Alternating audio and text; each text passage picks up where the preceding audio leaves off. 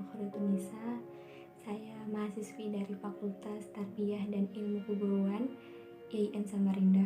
Jadi dalam video ini saya akan menjelaskan mengenai metode ganjaran.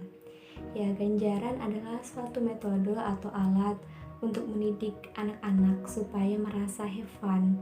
Karena apa? Karena perbuatan atau pekerjaannya mendapatkan award. Ya, dari definisi ini kita tegaskan bahwa ganjaran diberikan kepada anak sebagai suatu apresiasi terhadap hasil usaha atau prestasi yang telah dicapainya. Dan pengertian ini juga kita memberikan suatu gambaran bahwa ganjaran diberikan karena seorang siswa sudah melaksanakan peraturan dan tata tertib di sekolah yang berlaku di sekolah tersebut.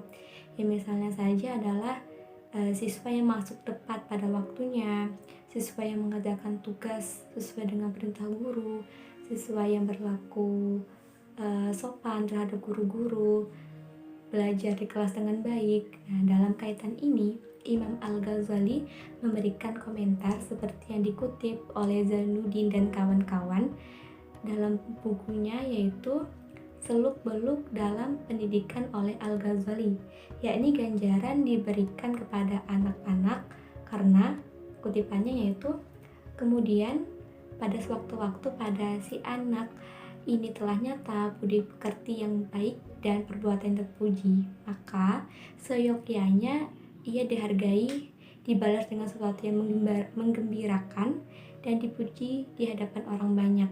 Ya, pendapat Imam Al-Ghazali memberikan penegasan bahwa ganjaran dapat diberikan kepada anak didik bila mana anak didik tersebut melakukan sesuatu dengan baik, yakni seperti belajar dengan tekun, dengan serius melakukan pekerjaan yang ditugaskan oleh guru. Jadi dalam kaitan ini Al-Ghazali membagi ganjaran menjadi 3 bagian. Yang pertama ada penghormatan, yang kedua hadiah, dan yang ketiga adalah pujian di hadapan orang banyak. Jadi yang pertama adalah penghormatan atau penghargaan. Dalam ini dibagi menjadi 2, yaitu penghargaan seperti kata-kata atau menggunakan isyarat. Penghormatan dengan kata-kata misalnya adalah kayak seperti wah bagus sekali, pintar ya, baik gitu. Yang kedua adalah penghormatan isyarat, yaitu seperti memberikan jempol atau tepuk tangan. Yang kedua adalah hadiah. Ya, pemberian hadiah ini bertujuan untuk menggembirakan anak. Jadi hadiah ini yang diberikan tidak perlu hadiah yang mahal-mahal, yang bisa menggembirakan anak-anak atau merasa anak-anak itu dihargai hasil usahanya. Yang ketiga adalah pujian di hadapan orang banyak. Ganjaran yang berupa pujian ini dapat diberikan kepada teman-teman sekelasnya atau saat pembagian rapot yang mana dihadiri oleh orang tua wali murid, ya, seperti pembacaan, ranking. Nah, seperti hal-hal itu termasuk dalam pujian terhadap orang banyak. Jadi berdasarkan kutipan yang saya jelaskan di atas tadi memberikan makna bahwa ganjaran dan semakin memberikan kemudahan bagi kita untuk mengetahui apa sebenarnya arti dari ganjaran itu.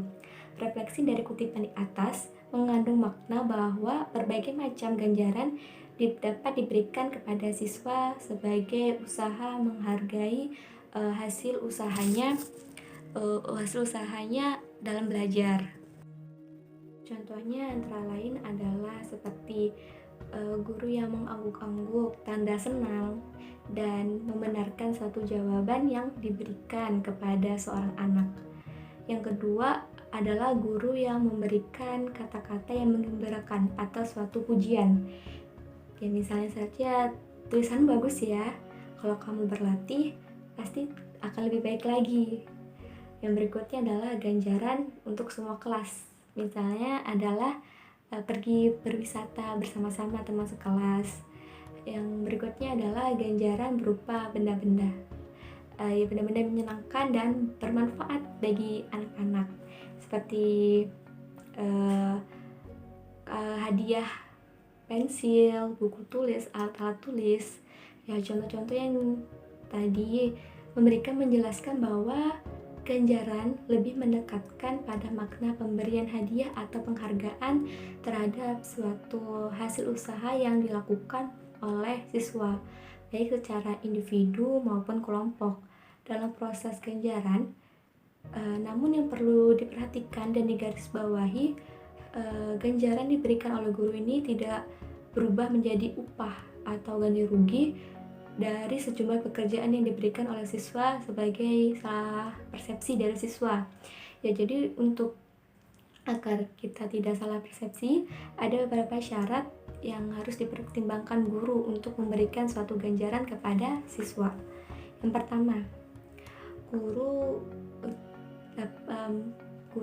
untuk memberikan ganjaran yang pedagosis, guru mengenal betul-betul karakter murid, ya, muridnya, agar tahu bagaimana cara dia menghargai. Dan ganjaran dan penghargaan yang salah dan tidak tepat dapat membuat akibat yang tidak diinginkan. Yang kedua, ganjaran yang diberikan seorang anak janganlah yang menimbulkan rasa cemburu kepada anak-anak lain. Padahal seperti misalnya anak lain melakukan pekerjaan yang lebih baik, tapi kok saya nggak diapresiasi, seperti itu. Jadi guru harus mempertimbangkan baik-baik mana yang perlu diapresiasi. Yang ketiga, memberikan ganjaran hendaknya hemat. Ya, seperti yang ganjaran yang hadiah yang diberikan tidak perlu yang mewah atau yang mahal, yang sederhana saja, yang mana membuat siswa itu merasa diapresiasi, dihargai. Apalagi anak-anak SD, yang mana mereka senang dikasih hadiah, walaupun hadiah tersebut murah, misal 1 pensil, tapi mereka senang karena mereka merasa diapresiasi atas pekerjaannya. Yang keempat adalah janganlah memberikan ganjaran yang mendahulukan lebih dulu janjinya kepada anak-anak sebelum hasil kerjanya ada. Yang kelima adalah pendidik harus berhati-hati memberikan ganjaran. Jangan sampai ganjaran yang diberikan anak-anak diterimanya sebagai suatu upah atau jerih payah yang telah dilakukannya. Jadi yang syarat-syarat tersebut menegaskan bahwa guru harus bisa mempertimbangkan bagaimana memberikan ganjaran-ganjaran untuk peserta didik. Ya, jadi dimungkinkan juga bagi guru memberikan ganjaran secara baik kepada siswa dalam proses pengajaran yang berlangsung, dan supaya memotivasi siswa agar belajar dengan lebih giat, lebih rajin, lebih baik di sekolah ataupun di luar sekolah atau di rumah. Ya, ganjaran dapat dibagi menjadi 2 hal. Ada jasmani dan rohani. Yang jasmani adalah berupa suatu benda atau nilai prestasi yang diberikan kepada siswa sehingga siswa merasa senang atau usahanya dalam melakukan belajar tuh diapresiasi. Yang kedua, ganjaran rohani. Ganjaran rohani itu seperti pujian dan sanjungan dan motivasi agar siswa merasa diperhatikan atau bersemangat untuk belajar dan memacu prestasi yang telah dicapainya.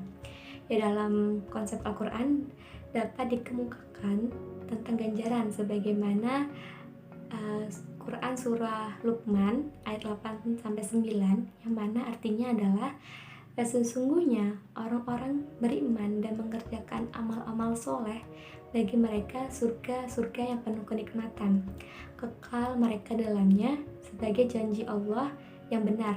Dialah yang maha perkasa lagi maha bijaksana. Ya, jadi ayat ini menegaskan bahwa Allah akan membalas setiap perbuatan orang-orang yang beriman dan mengadakan amal-amal soleh dengan menempatkan setiap muslim ke surga-surga yang telah dijanjikan Allah Subhanahu wa Ta'ala, dan mereka kekal di dalamnya. Amal-amal soleh yang dilakukan adalah seperti membantu sesama, membantu teman yang kesusahan, saudara yang kesusahan, bersedekah, berinfak. Ya, kemudian dalam ilmu pengetahuan kita mengerjakan mengajarkan ilmu pengetahuan kepada orang lain sehingga orang lain tersebut pandai atau mahir dalam suatu ilmu pengetahuan. Juga diberikan ganjaran kepada Allah berupa surga dan kemuliaan, sebagaimana dalam hadis Rasulullah yang mana artinya adalah Ibnu Mas'ud berkata, saya telah mendengar Rasulullah Shallallahu Alaihi Wasallam bersabda, Allah akan memberi cahaya yang berkilauan kepada seseorang yang telah mendengar ajaranku, lalu disampaikannya kepada orang lain sebagai bagaimana pendengarannya. Ada kalanya orang yang disampaikannya padanya lebih mengerti dari pendengaran itu sendiri. Hadis riwayat At-Tirmizi. Hadis ini memberikan penegasan bahwa Allah akan memberikan kemuliaan dalam bentuk cahaya yang berkilauan pada diri seseorang yang menyampaikan ajaran agama maupun ilmu pengetahuan kepada orang lain. Hal ini menunjukkan juga bahwa sesuatu yang baik akan mendapatkan suatu ganjaran yang baik pula. Ya, mungkin itu saja yang bisa saya jelaskan mengenai metode ganjaran dalam video ini. Saya akhiri. Assalamualaikum warahmatullahi wabarakatuh.